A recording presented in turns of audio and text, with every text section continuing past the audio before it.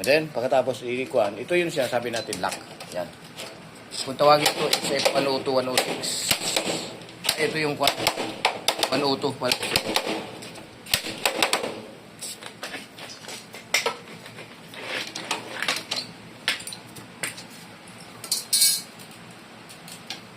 Ito yung 102, takip. Ito kasi 101. Ito yung 102, ito yung 106.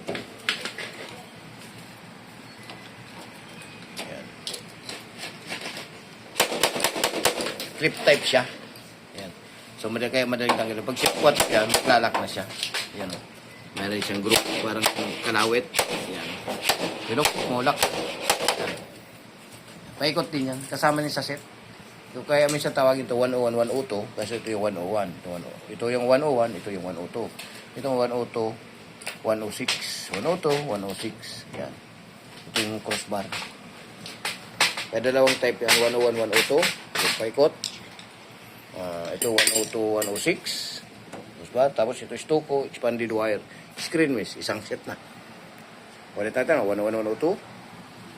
Paikot na yan. Paikot, paikot, ikot, ikot. Ikot. Yan. Ito naman 102, 106. Yung crossbar, matawagin. Tapos ito na stucco. Ito na screen mesh. Yung pinalit namin. Yung sa kabila, expanded wire. Ilan yung mga gamit natin. But ito, bended handle. Yan. Then, may barrel bolt. Tapos dito, nakalagay dito yung door closer.